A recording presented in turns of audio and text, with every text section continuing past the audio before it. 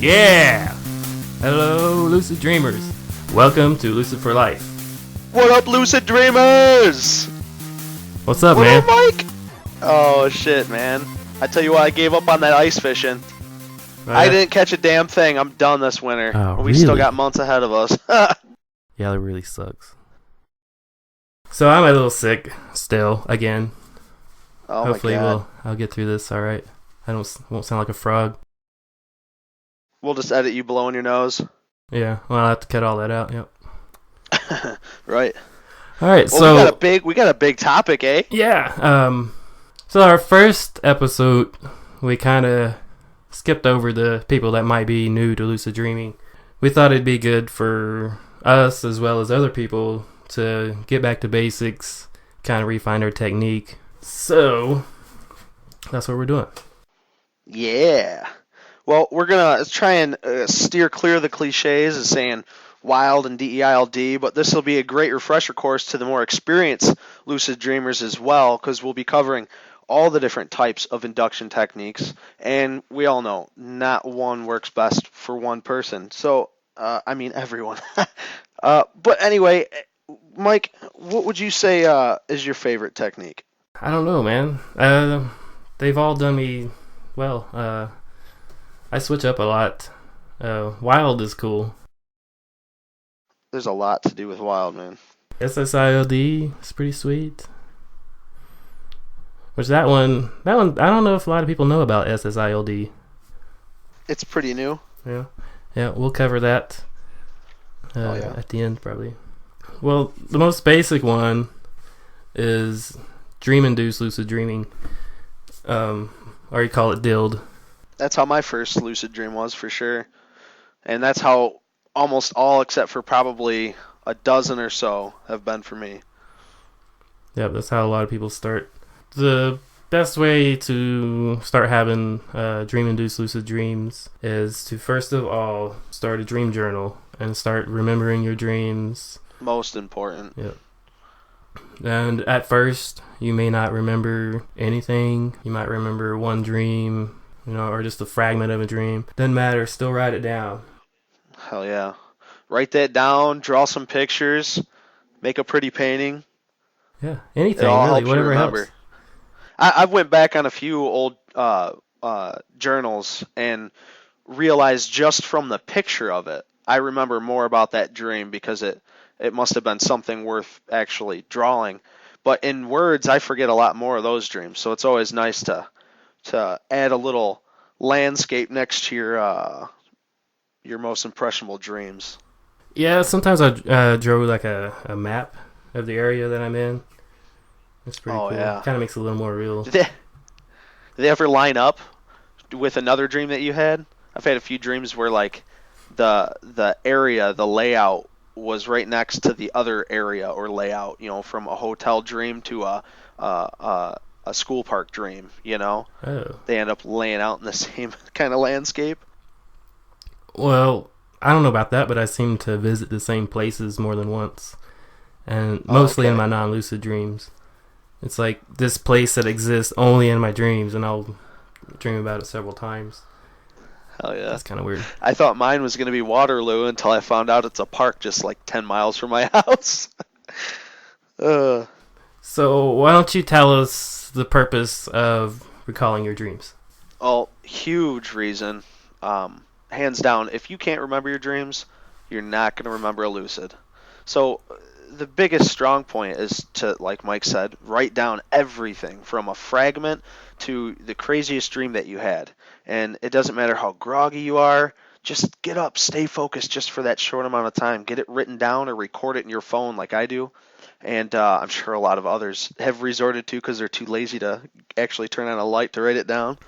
But it's so important. And once you get this huge base of knowledge within your dreams, you're going to find dream signs. And those dream signs will help you become lucid. So there's so much that you can benefit from actually writing down your dreams. And you can always come back to it too, is what's great. I love looking back on my old lucid dreams. Although my dream signs changed now, but that's why you keep up on them. So dream signs is pretty important part of it. You'll start noticing that you'll start dreaming about the same kind of stuff, the same kind of emotions, that type of thing. Like one of my dream signs that's pretty faithful is, for some reason, it'll look like daytime, and I'll just know that it's supposed to be nighttime. Maybe I'm partially becoming lucid already, but I'll be looking around. I'm like, the sun's up and it's like 2:00 in the morning. What's going on? And then I'm like, bam, Really? it's a dream. Really? Yeah. So you have like a... Now that's neat. I've never heard of something like that. That's really cool. It's a certain type of day, a certain type of lighting almost makes you lucid. That's great. I mean, I'll be like, what the fuck is this? I don't live in Alaska. This is Missouri. We don't have daylight in the middle of the night. Yeah, so that's pretty good. I hadn't had that in a while, but I always seem to miss this one, but a huge one for me, and we've talked about this, is a fighting or any kind of extreme situations less than that. And most of the time, I just keep on going by, and I wake up and I'm like, man, another stupid violent dream, But other times I can catch myself inside that dream, and that's a huge dream sign for me, is any kind of basically situation that would make my heart rise. Or so sometimes if I get aware enough during the day, I'll do a nice reality check, nose plug preferably, and I will instinctively try and do that, I guess, during a situation that would raise the blood pressure, an argument at work, or something that could break out into a fight, and then from there, hopefully become lucid in the dream. Reality checks is another big one, I guess. yeah, we'll get to reality checks. But yeah, I guess like just the emotional aspect could be a really good dream sign, like that. Yes. I think that's like how a lot of people, when they have nightmares, they'll become lucid easier because it's all that intense emotions, and they're looking for a way out or whatever.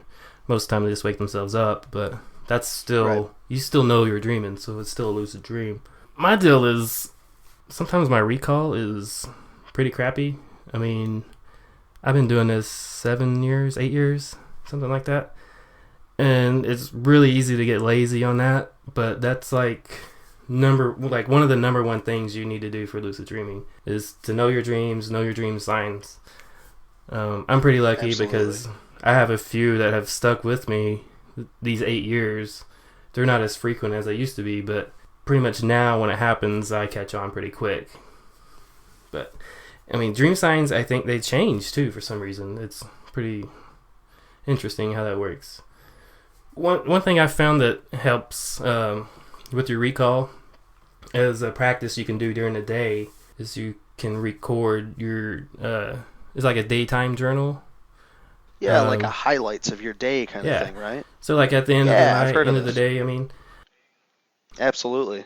Writing your highlights down during the day too can get really funny, because just like a dream journal, you go back and you remember the dreams. Well, you go back on the highlights of your day, and wow, you can't believe some of the stuff that you still carry with you, when you write things down like that. So it really does help. Yeah. And another thing, if you're lazy like me and you don't want to do that every damn day, somebody online told me about a way to kind of do that, but not necessarily go that far with it. So like, say like every 2 hours or so, you just kind of just step back from everything, and you just kind of mentally go over like what happened during those 2 hours up until that point.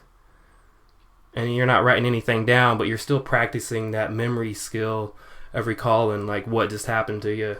And I think that's just as effective too.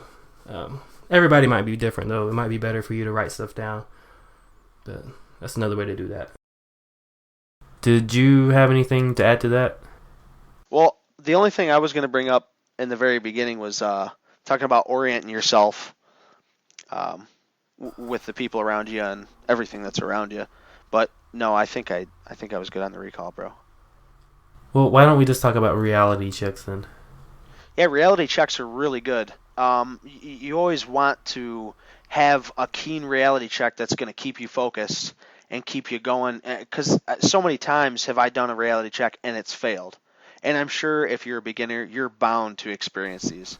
But you got to keep yourself excited, though, because that's just the next step into becoming fully aware and lucid. One of the reality checks I started with was the hand reality check. I'd always count my fingers. I was almost obsessed with this, especially as a beginner. I was doing it constantly. I still catch myself resorting to counting the 5 fingers on my hand. And as silly as it sounds, if you don't do these reality checks, you're never going to do these reality checks in a dream. So if you never ask your state of awareness, you're never going to in a dream as well.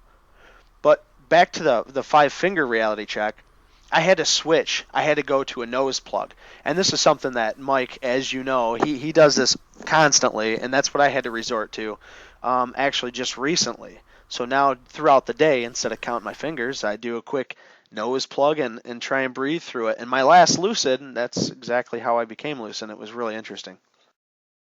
Yeah, well, we probably should say why we're doing reality checks. It's so that when you catch your dream sign in a lucid dream, you just do a quick reality check, and that way you're basically lucid when you're doing that, but that's just a way to confirm that, yes, this is a dream. Yeah, my favorite is the nose plug. That's actually failed for me a few times. And I think it's just like, I don't know, partly expectations, partly just sinus issues when I'm like in my physical body.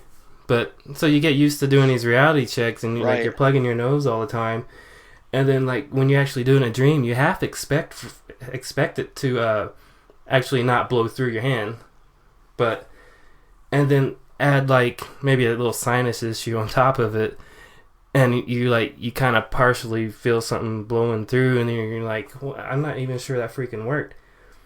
So I actually was like, right, getting lucid, I do this nose plug, and you're cracking me up. You're cracking me up, dude. Oh, shit. I don't know what I was gonna say. Let's just move on. So did it fail you? Oh, Mike, I need to know your story. So you did this nose plug, and then what happened, man? Could you yeah. breathe? So I kind of could partially breathe, and I actually ended up going, "Oh, this is not a dream." So I just finished the dream non-lucid, and I woke up and I was like, "Shit!" Fucking hell! But yeah, so I solved it. Don't you fucking hate that shit? Yeah.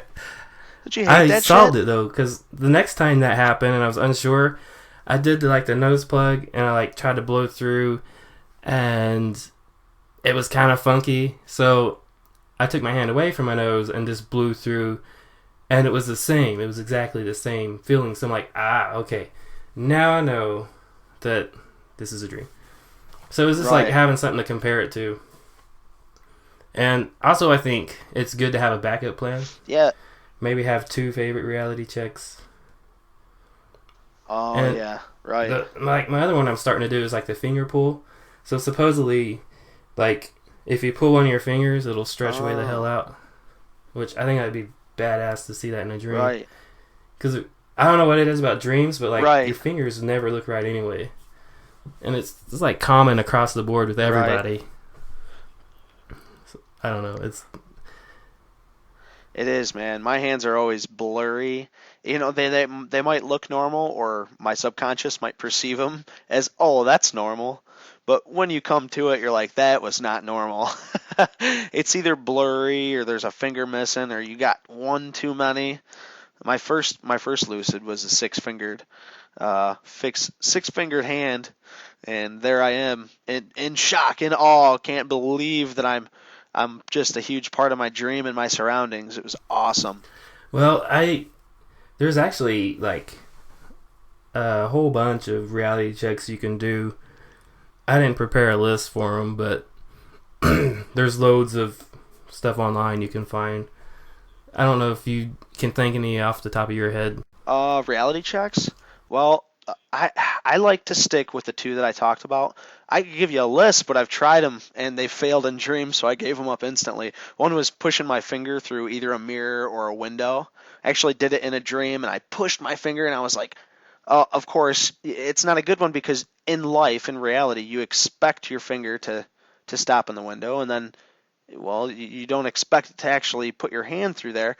So I did focus, but not too much intent in putting my hand through the window. But you can see how that can easily be stopped. You go to try and put your finger through a window, and just like in my dream, my finger stopped. And it's failed a few other times in a dream, but I just cut that reality check out. So I stick to the nose plug, especially my number one, 5 fingers, number two, and I don't know. I guess just looking around, checking your surroundings, or all day awareness, as some of us come to know on Dream Views. That's a big one. Where have I been? Where have I been? What am I going to do? How did I get here?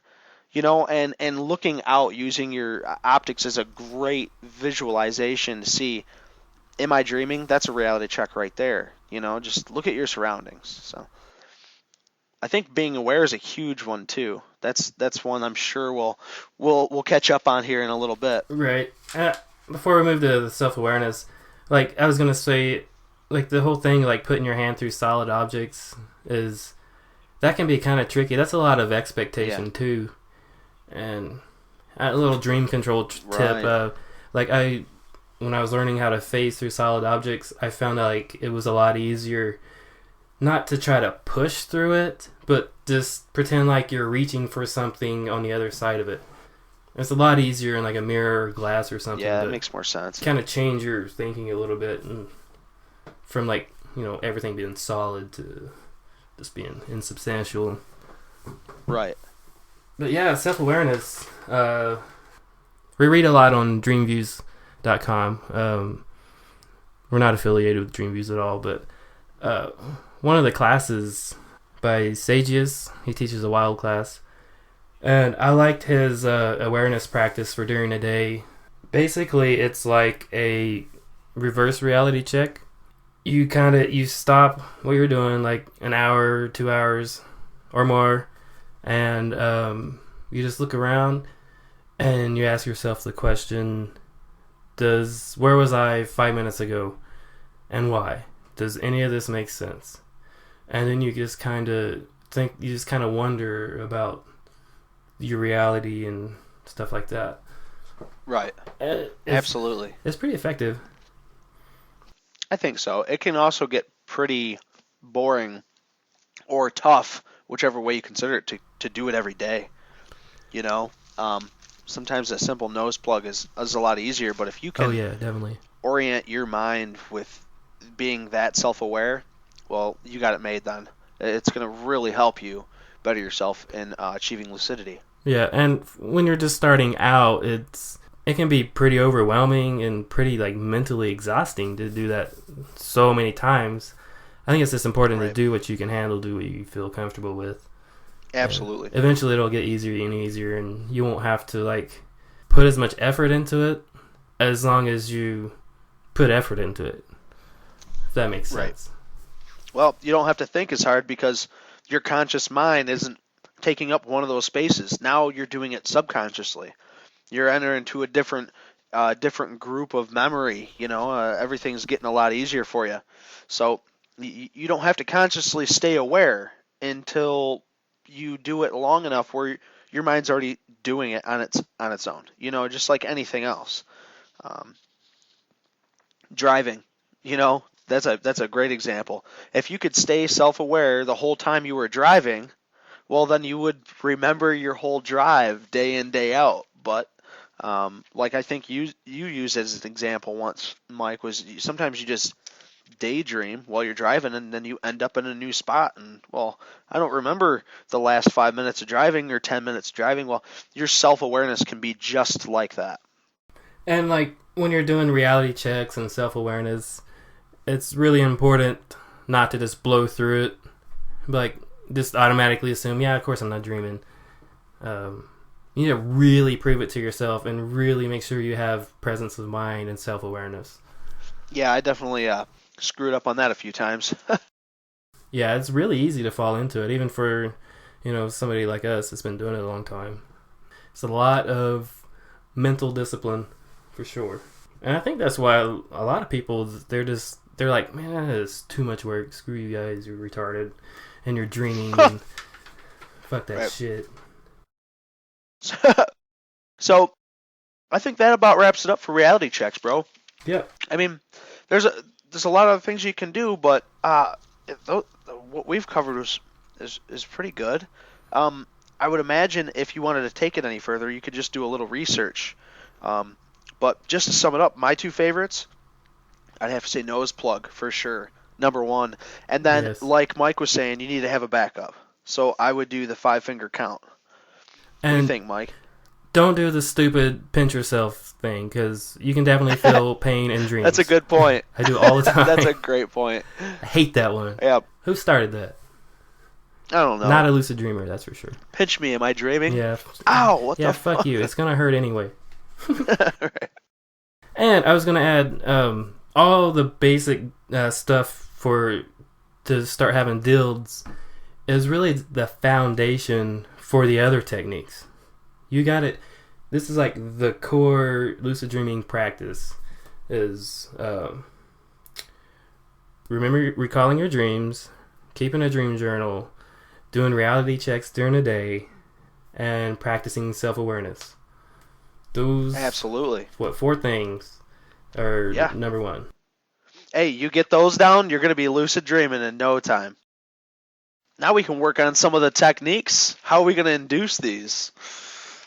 I got my reality checks going. My awareness is becoming keen. Mike, what else? What else can I do? So the other techniques we're going to talk about would be mild, wild, and SSILD. Those, you should probably do those after awake back to bed. Mike, what's awake back to bed? I'm glad you asked that. Yes.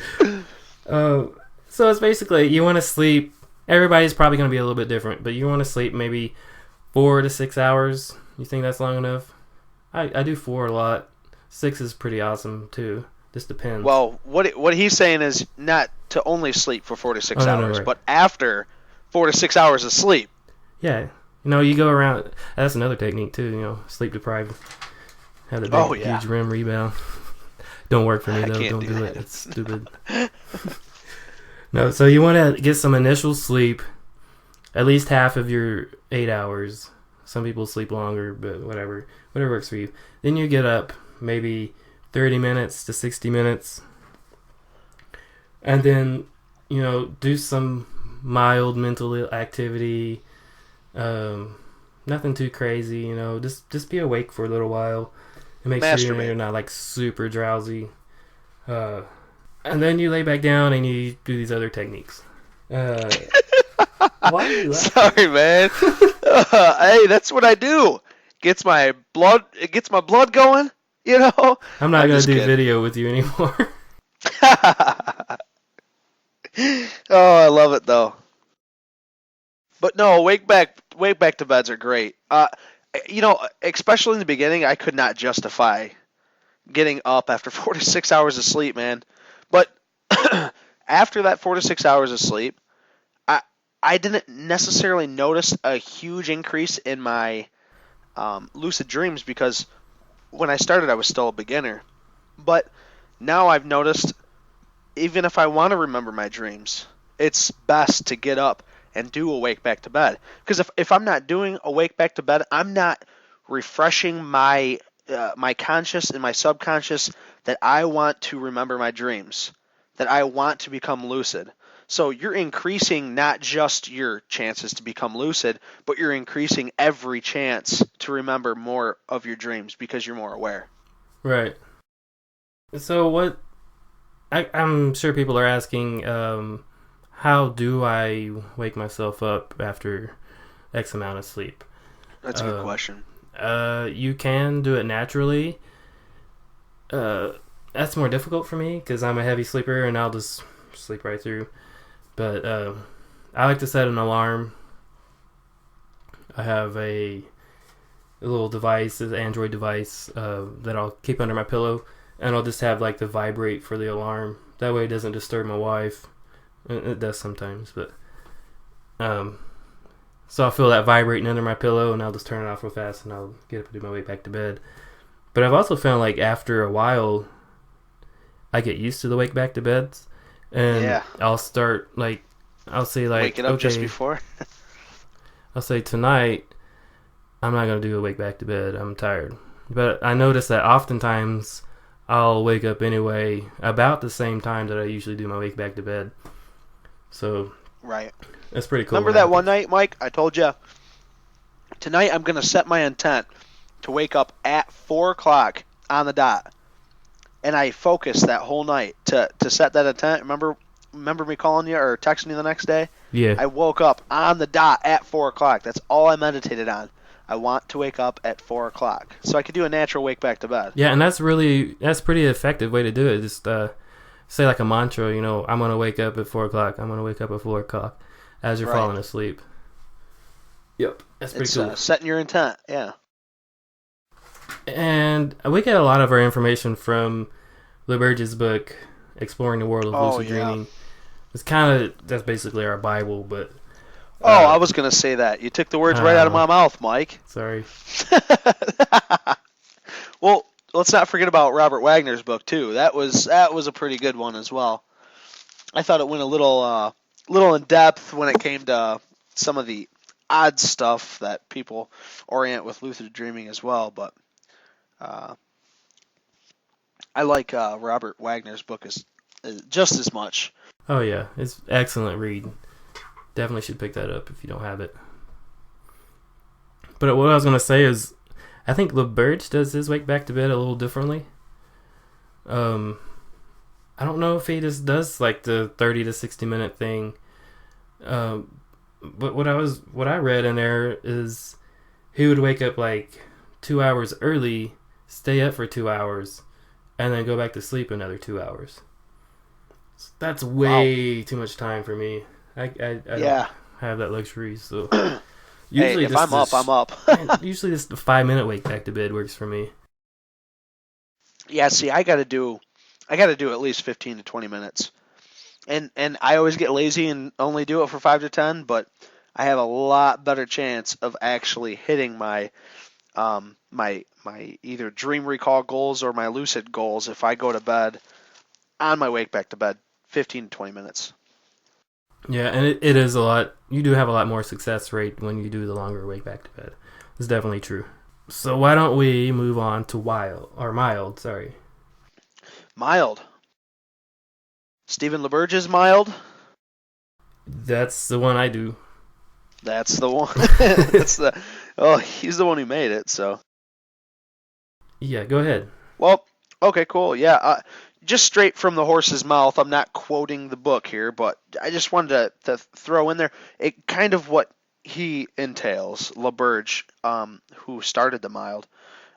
Mild means mnemonic induced lucid dream, or mnemonic memory, if I'm saying that right, Mike. No, you're not. Well, okay. Well, help me out here. Mnemonic, I think. Mnemonic? Yeah. Oh, it's the M. Or I might be retarded. I don't know. No, I think it's NM. Mnemonic. Yeah, you're right. Mnemonic. Anyway, before I make a complete ass of myself, it says in there basically you set up your dream recall, and you resolve to wake up and recall the dreams. Then after you recall those dreams, you do it in best of your detail, like we were speaking about earlier. It doesn't matter if it's a fragment or a full-blown dream. You write it down. And then when you're going back to bed, you focus on your intent. You see exactly what you want to do, and you visualize doing it. You say, I want to become lucid, or I want to remember my dreams, whatever it might be. And then you visualize doing it and becoming lucid while you're doing it. And if you do that over and over again, you'll eventually catch yourself in a dream or watching a dream get put back together, you know? Right, and I think what we should emphasize is that the reason we're recalling the previous dream is to pick a point where we should have become lucid, and then we visualize becoming lucid at that point. And you sort of do that over and over and over until you fall asleep, and then hopefully you'll become lucid in the next dream you have. Absolutely. And that's actually a Burgess' favorite technique. He used this to have lucid dreams at will because he had to do it in the laboratory for his experiments and whatnot. I haven't had that much success with it. It's kind of 50-50 for me. It seems like, for me, that's like one of the harder techniques. I'm not sure why. I guess it's just I need to use my imagination more. I don't know. I found that it's similar to the rest, though. You know, if you break a lot of these down, mnemonic is just like the memory, just remembering to do something, having the ability to remember to do something. And as he shows you in the book, he shows you, and we tried this, Mike, just trying to focus on certain things throughout the day and remembering to do a reality check when you see them. Like a bird, every time you see a bird during the day, or an animal, or such things as turning on a light or opening a door. That is the key point on here, is you're learning how to keen in on certain things. So if, like we were speaking about earlier, your dream signs. If your dream sign is your car, you've had 4 out of your 10 dreams has to do with you riding in your car or seeing your car in your dream. That's when you're going to do these reality checks, and that's going back to the mnemonic.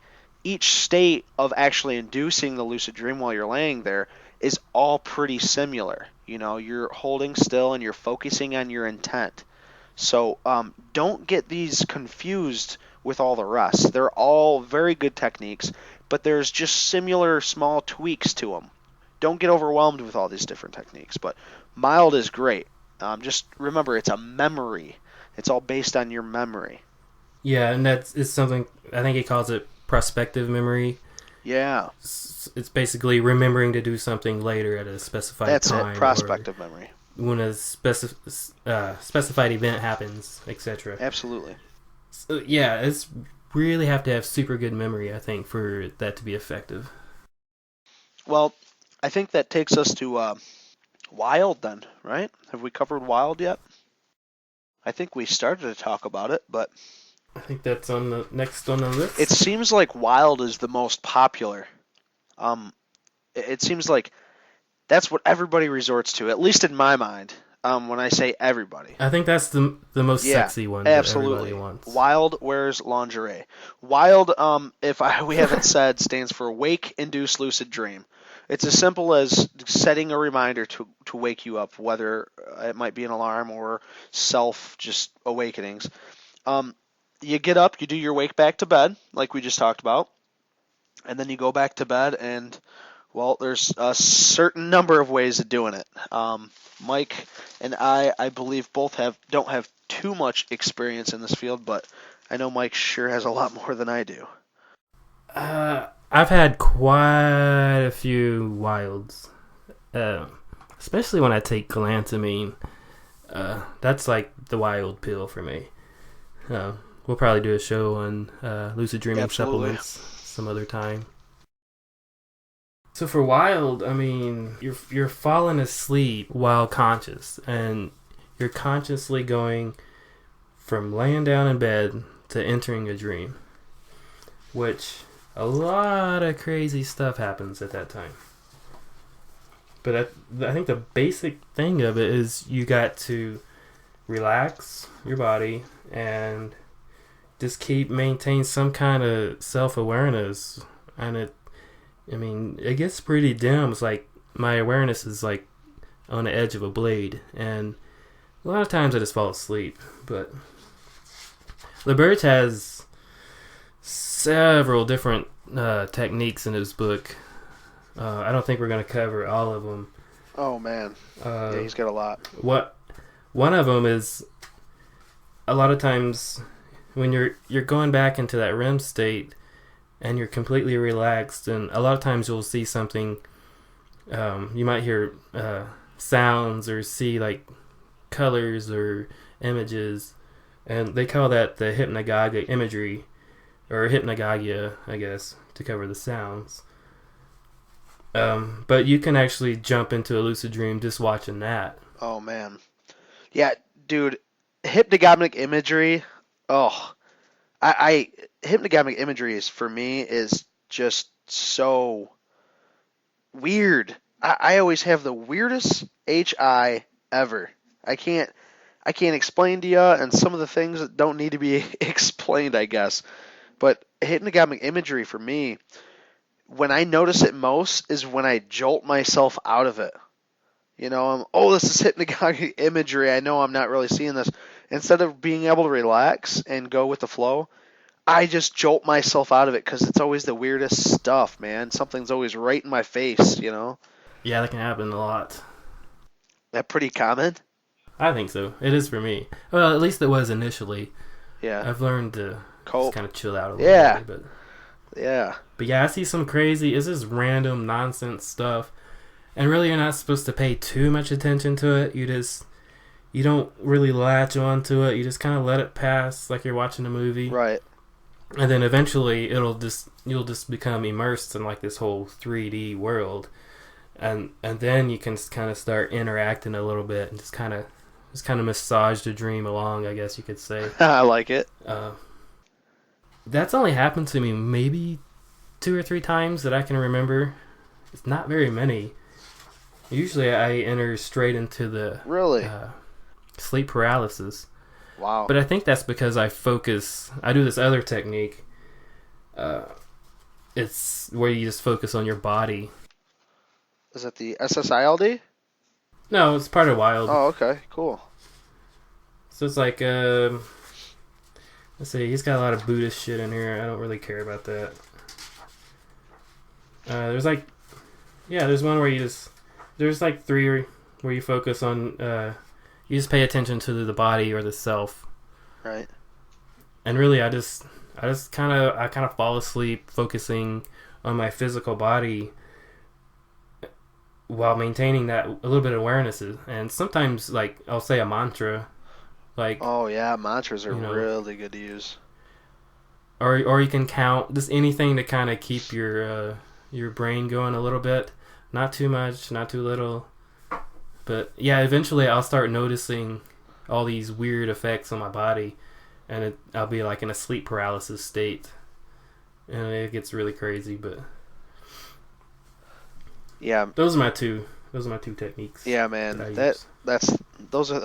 I mean, Wild is huge for people. I mean, Wild it's not just a basic technique either. I mean, there's a lot of different ways to use it. Like, I was using Wild and got a nice chain of lucid dreams, and I used Jeff777. He's on Dream Views. He's got a free fall technique, and basically, that's a good one. The free fall for me is great. And me and Mike were talking earlier about this. It's great for insomnia. And I didn't really realize it until I talked to Mike. He said, "Yeah, it's great. I use it when I'm in insomnia." And I was just thinking, wow, it doesn't work that often for me. There has to be specific times that I can use this free fall technique. Well, I'll just jump right into it. When your mind's just plugged in and you want to go to sleep but you can't, you let your mind just go rancid, go wild, and you just keep reminding yourself, am I lucid dreaming? Am I dreaming? Am I in a dream? And then you let your mind free fall again. So you just catch yourself. You let yourself free fall, and then you catch yourself gently. And then you just keep doing this to your mind, and eventually you're in a dream. And it's amazing. It's just amazing because your body gets so used to it. Okay, catch myself. Okay, go on these crazy tangents about working in a cubicle and wanting to kick the guy's ass next door, and catch yourself. Am I lucid dreaming right now? And you just carry on like that. And the free fall technique, man, I really, really enjoy it, and it puts you right to sleep. So maybe I'm doing that one wrong. Because I'll get that random crap going, and then I'm asleep, bam. Even if I'm like have insomnia or whatever, it really knocks me out. So are you supposed to just go into the random thoughts and then do like a reality check, or Well, just ask if you're dreaming, or just you? Because I tend to let my awareness slip when I do that. Oh. And I just pass out. Well, from what I read on that, at least from the information that I pertained, that I took in, I I mean that's just what I did, and that's what seems to work for me the best. But I still seem to be up for a while. I don't really necessarily. I guess I could lose awareness, but my mind's so wired at the time anyway. Why? By the way, wild something. I don't really think it's for the beginner. I mean, you can try it, and a lot of times you'll just have a dream-induced lucid dream later, just because you're focused on lucid dreaming and you fell asleep. Right. I don't know. For some reason, I think. Oh, we didn't talk about the other part of that either.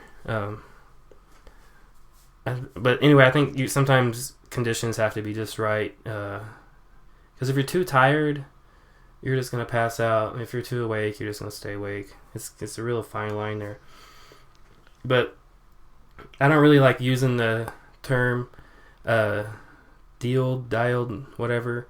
Right. Dream exit induced lucid dream. Oh yeah. That's basically a wild. We haven't talked about dream exit induced lucid dreaming yet. No, we didn't talk about that. Oh goodness gracious! So go ahead. I have a lot of those, especially when I'm like deep in a lucidity, and then I'll have a false awakening or whatever, and then I'll wake up, and then I'll just go right back in. Yeah. I guess not really false awakening. I don't know why I said that. That's Ophelia Blue's favorite way of doing it too, isn't it? Yeah, I mean you can sort of like, because a lot of people when they first start getting lucid, they'll get so excited that they'll wake themselves up. Oh yeah. Well, it's not over at that point. Just when you wake up from a dream, even a non-lucid dream, just remain perfectly still and just start doing a wild. And since your body's already super relaxed and you're already in that half dreamy state, a lot of times you can just jump right back into a dream lucidly. Right. And it's kind of like a shortcut for wild. Yeah, my fiance, her first 2 or 3 lucid dreams she's ever had was dream exit induced lucid dream. And I mean that's just awesome to me, especially when she told me the news. It's hooray. But she hasn't had any other kind of, well, I guess she had a dream-induced lucid dream as well, but most of hers are the dream exits, so it's pretty cool. Huh. Yeah, it's pretty interesting. Yeah, that's something that I wish I could perfect, but sometimes it works great, and sometimes it just nothing happens. I'll just fall non-lucid. I like hitting the snooze button a lot. Oh yeah. And a lot of times I'll slap the snooze button and I'll lay back down and I'll try to do a dild or dream exit induced lucid dream.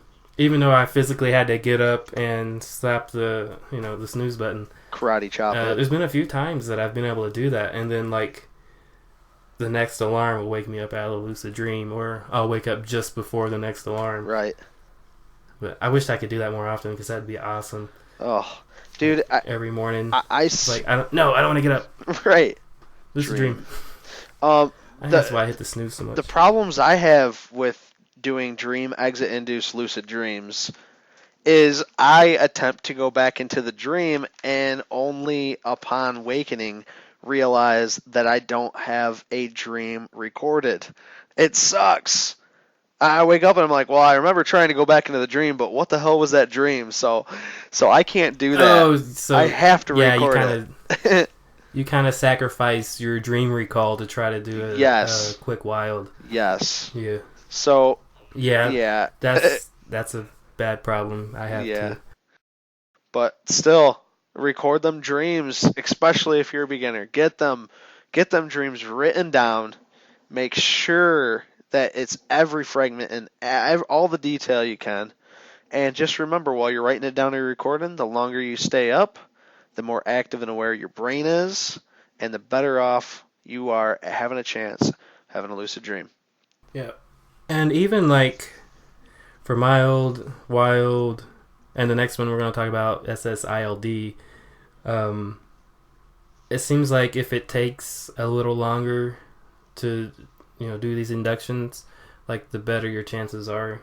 So you definitely want to be a little bit awake. So like my 5-minute wake back to beds are probably not good for a lot of people. That's probably why I have a lot of failures too, because I just lay back down. I'm on a mile. Right. Sleep. Fuck it. Alright. I hear you. Well, I guess we can go ahead and talk about SSILD then, if we're done with wild. SILD. I like to call it SILD, if you would. Yeah, so SILD is great. I have not had much success with this, Mike, but I also don't try it very often.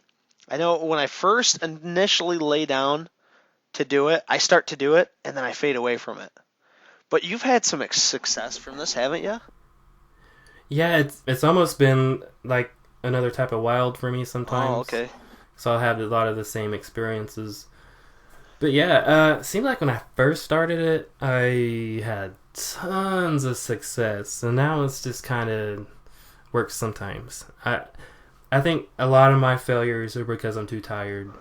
Absolutely. So, and that's something we didn't mention either, is get your sleep. Your 8 hours, your 10 hours, whatever you need to be fully rested. It's not just good for dreaming, but it's healthy. Exactly. So what does SSILD stand for then? Do you remember? Oh man, how many times did I senses initiate shit. We should have looked that up. Sensus induction lucid dreaming. That's what it is. Okay, there we go. And if you just go to Google and search SSILD by Cosmic Iron, I think that's his name, you'll find like his original blog post about it. It's really good in-depth read, very good tutorial. But essentially what you do is you have a wake back to bed, and then you lay down and you focus on 3 senses. And you do these in cycles. So the first cycle, you would go through each one really quickly. And that's, you focus on your vision. So what kind of imagery are you seeing? And most of the time you'll see just blackness, darkness, whatever. That's normal, that's fine. You don't have to try to force anything. You just let it roll. The second one will be your hearing. So you might hear, if you sleep with a box fan like me, you might just hear the box fan. Yep.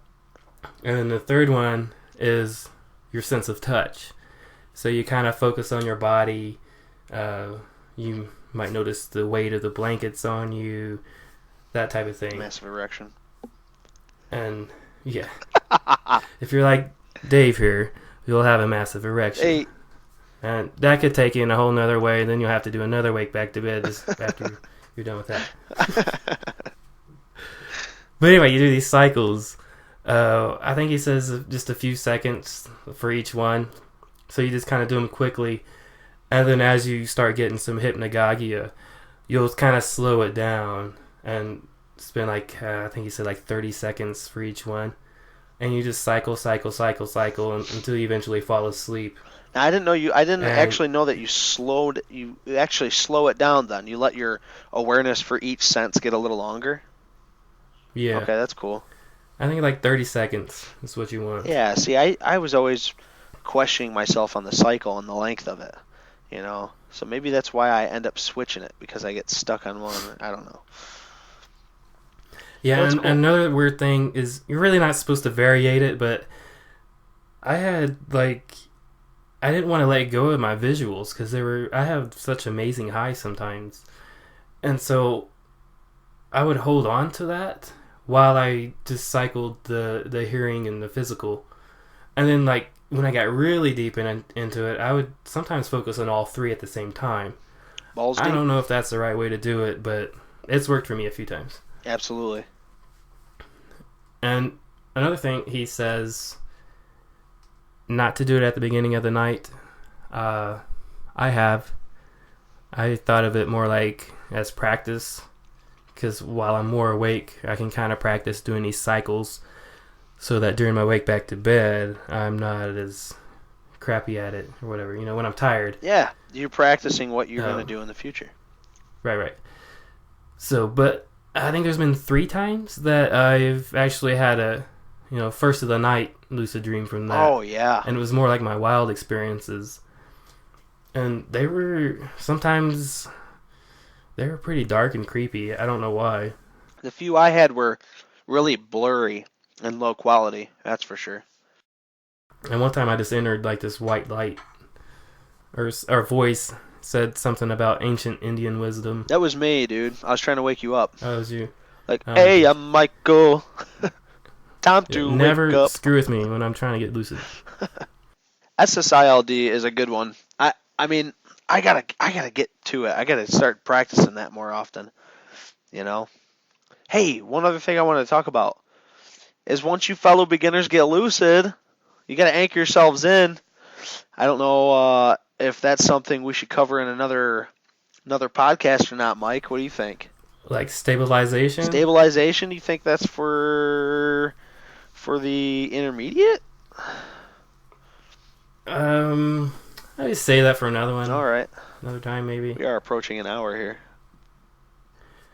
What I want to do is, I want to know about your lucid dream. Oh, yes. I forgot about that. All right, cool. Well, how do you forget? Well, no, I forgot. I wanted to share. I didn't forget about it. But I've been waiting for several days to hear about this. It's a lot shorter than the rest of them, but because I had my intentions so well put on having a lucid that night, I really had one. I had a great wake back to bed. I was really impressed with my wake back to bed, actually. So anyway, I'll just get right to it. What technique did you use? Well, after my wake back to bed, I laid down and I was doing, I want to say just my breathing reps. And, I was using a mantra. That's what it was. And just kept saying it over and over again. I was just laying to sleep. I think it was something about remember my dreams and remember to realize when I'm dreaming. So that's more like a auto-suggestion type of thing? Yeah, absolutely. We didn't really talk about that, but no, yeah. That's more in LaBerge's book, though. Go ahead and pick that up. But anyway, I do my wake back to bed, and I actually take some hyperzine. I take 2 hyperzine pills, which we'll get to that in another time. Mike's gonna be favorite episode is a lucid supplement. So I took a few hyperzines. I laid down and I was doing my mantra, and just trying to keep everything relaxed. I actually wrapped myself up almost cocoon style in my blankets and had my head propped so it wasn't hurting my neck too bad. But anyway, so here I am. I'm flying in this plane, and this just kind of like lit up. It just kind of popped out of nowhere. And I'm flying in this plane, and I'm flying over a grassy land. And I know it's Africa, and it starts spelling out the letters as I'm going by in the grassy plain saying Africa. So I'm looking at it, and it starts zooming out, and there's the African continent on the continent in the grassy plain. Well, then all of a sudden I have a false awakening. And here I am laying in the bed I just cocooned myself in. And on top of my chest is a laptop. And I'm doing a Lucid for Life podcast with Michael Kuhn. And it was hilarious because I'm like, wait a second. I just know I have to be dreaming right now. And I'm talking to him on the podcast. I'm saying, yeah, Mike, hang on. I'm just going to do a reality check, and now's a good time for everybody to do a reality check. Anyway, so I go to do a nose. Yeah, I just did. Good. So I go to do a nose plug, and I pinch it, and I'm breathing through my nose, but I tell myself, well, maybe I didn't pinch it hard enough. I didn't really feel myself pinching it hard enough. So at this point in time, I wasn't lucid, but after the second nose pinch, I was in. So I get up off my bed, the laptop's gone. I get my left foot planted, and I'm going to get my right foot out, and here I am stuck on the blanket. So I can't get my foot out from behind this blanket, and I tell myself, real simple, like, this is a dream, my foot is not really caught in the blankets, I can just get up. And I decided to go with the flow and imagine myself getting up. Well, instead of actually getting up, my dream character just started floating towards the window and floating down into the ground. Well, because I expected this to work, and something was prohibiting me to actually stand, and I was floating in a direction that I couldn't control, my heart did start to race. Now, obviously, there's nothing that's going to harm me in this lucid dream of mine, but because my mind wasn't fully intact to that situation, my heart did start to race. Now, I woke up, but I can't say I woke up. I went into the void, and I was laying in bed. Well, I didn't hesitate. I didn't move or nothing, and I started to see dream light. But I was so excited from the situation.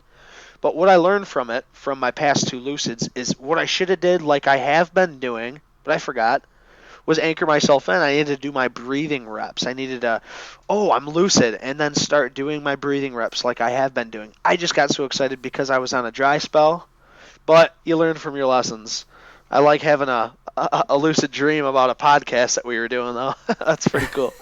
That is pretty cool. So it turned into kind of like a OBE for you then. What? Or OBE, kind of almost like a out of body experience type of thing. Yeah, I guess you could call it that. Which, yeah, those are always weird. Yeah, I don't know what it is about the like the sheets attacking you too. That seems like happens to a lot of people. Oh, really? That sheet's going down next time. Actually, I found like the best thing is just to ignore it. Really? Yeah. A lot of times I feel like it's wrapped around my head or like stuck to my back or something. I just keep on going. Just don't give it any attention and it drops away. Right. It's weird though. Well, I had a few lucids. They weren't really exciting. Were you taking any supplements? It's kind of short. Galantamine. Hell yeah. Yeah, I would probably be in a really bad dry spell right now if it went for galantamine. The cure-all. I had a bad day. Nah. I'll pop some galantamine. It's a help. I'm just kidding. Gosh. But, tell me about them. Well, I'll tell you one, I guess. Remember last time we talked about my wife's evil astral twin? Yeah. Don't mess with her. Or this being that masquerades as my wife in a lucid dream. Yes. Yeah. Well, I guess I had 2 instances of that since our last podcast. I was trying to think about that first one. Oh yeah, she I was doing a wild, and then I was in the sleep paralysis, and I felt like she was touching me. So I scooted over, and I kind of thought my physical body did that, and she really was touching me. And then I was kind of like, that didn't feel right how I scooted over. And then the next thing I know, she throws an arm on me and like flops her head on my chest. And we both go falling off the bed onto the floor. And immediately I get that anger and that fear because it's just messed up. And instead I changed it. I really did it. I guess she wasn't necessarily nightmarish, but this anger and this fear, I transformed it into love, and I just started kissing her, and saying I love you and whatever.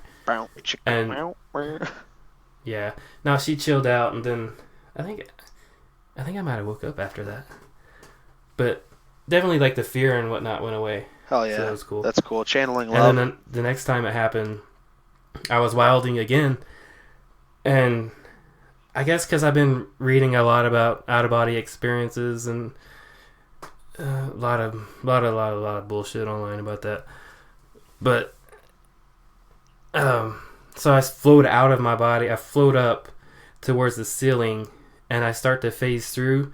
Then all of a sudden, I feel this arm on my chest, like pushing me back down into my body. And I'm like, crap! It's her again. I know it's her again. So I float up again. And I see her arm this time. It looks like gray and brown with claws. Zombie! I don't have any fear this time though, because I pretty much got it under control now. But yeah, I did that a few times, and then I couldn't really do much else. I was just trying to float out, trying to get the dream going, basically. So I just rolled over on top of her and started making out with her. Hell yeah. And she responded very well, very nicely. Ooh. But I didn't really want to go there. I was like, I do this in real life. Right. I'm gonna waste my dream on it. Boring. Let's go fly around or something. Just kidding. So what'd you do? I imagined her as my favorite celebrity, and no, I didn't do that. I love that.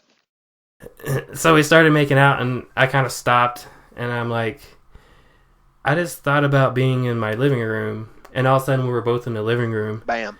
And everything was kind of blurry, but not too bad.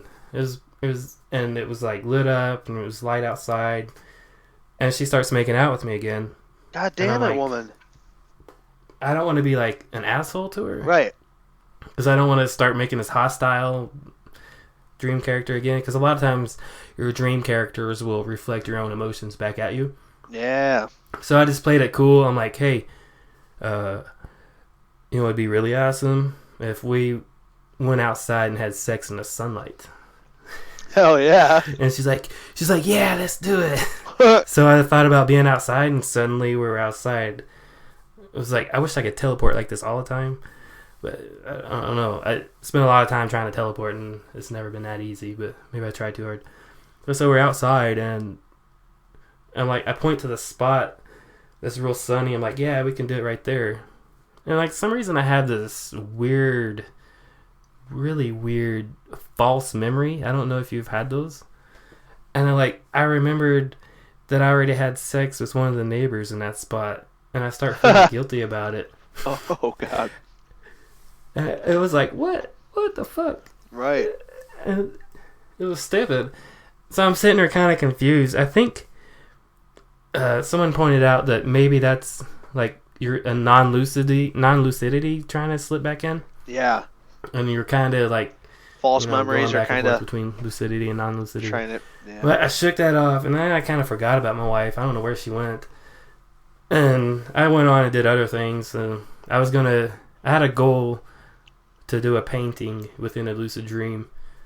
But by the time I got set up with my little easel and my canvas, I was looking for a brush. I woke up. No shit. Yeah. Hell yeah, man.